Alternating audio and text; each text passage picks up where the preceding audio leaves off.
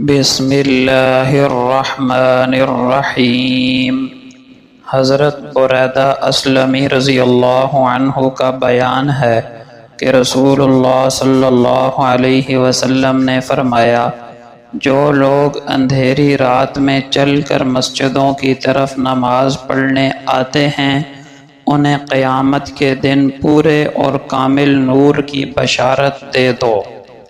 حضرت ابو ہریرہ رضی اللہ عنہ سے روایت ہے کہ رسول اکرم صلی اللہ علیہ وسلم نے فرمایا، اندھیری راتوں میں چل کر مسجدوں میں آنے والے اللہ کی رحمت میں غوطہ زن ہوتے ہیں۔ حضرت عمر ابن خطاب رضی اللہ عنہ فرماتے ہیں کہ میں نے ارادہ کیا کچھ آدمیوں کو شہروں میں بھیجوں اور وہ دیکھیں کہ جن لوگوں کو حج کی طاقت ہے اور انہوں نے حج نہیں کیا، ان پر جزیہ مقرر کروں۔ ایسے لوگ مسلمان نہیں ہیں، ایسے لوگ مسلمان نہیں ہیں۔ حضرت جریر رضی اللہ عنہ کہتے ہیں کہ میں نے رسول اللہ صلی اللہ علیہ وسلم کو یہ فرماتے ہوئے سنا کہ اگر ایک آدمی کسی قوم میں برے کام کرتا ہو اور دوسرے لوگ اسے روکنے کی قدرت رکھتے ہوں لیکن نہ روکیں، تو ایسے لوگوں پر اللہ تعالی مرنے سے پہلے پہلے عذاب نازل فرمائے گا۔ حضرت ابو ذر رضی اللہ عنہ کہتے ہیں کہ رسول اللہ صلی اللہ علیہ وسلم نے فرمایا، جب کوئی بندہ دنیا سے بے تعلق ہو جاتا ہے تو اللہ تعالیٰ اس کے دل میں ضرور حکمت کی نعمت ڈال دیتے ہیں اور اس کی زبان سے کلمات حکمت نکلنے لگتے ہیں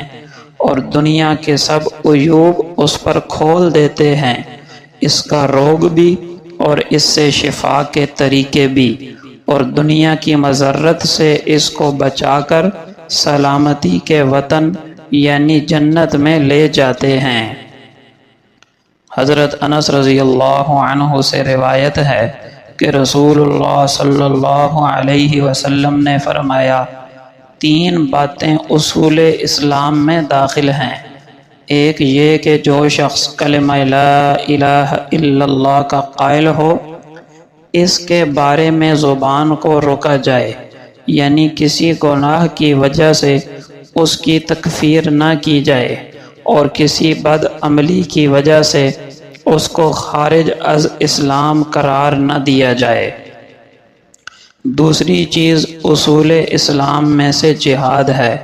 وہ اس وقت سے جاری ہے جب مجھے اللہ نے رسول بنا کر بھیجا، اور اس آخری زمانے تک جاری رہے گا جب کہ اس امت کا آخری طبقہ دجال سے جنگ کرے گا۔ مسلمانوں کے حکمران خواہ ظالم ہو یا منصف، جہاد بہرحال جاری رہے گا۔ کسی ظالم حکومت کا ظلم اور عادل حکمران کا عدل اس کو ختم نہیں کرے گا۔ اور اصول اسلام میں سے تیسری چیز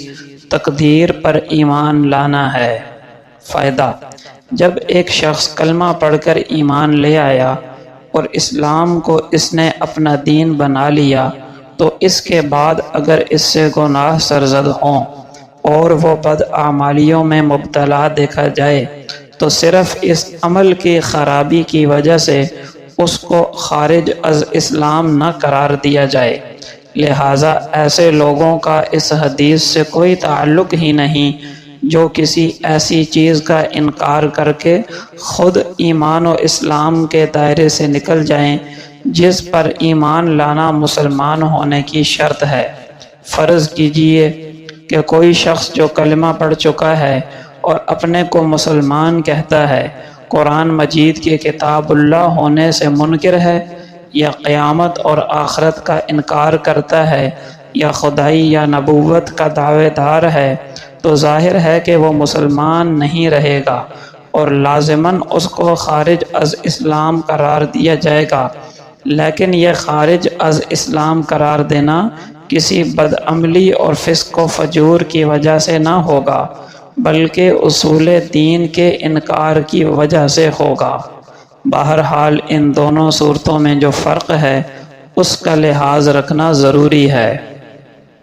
حضرت معاذ بن انس رضی اللہ عنہ سے روایت ہے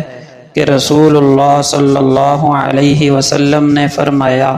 جس نے کسی مومن کو منافق سے بچایا،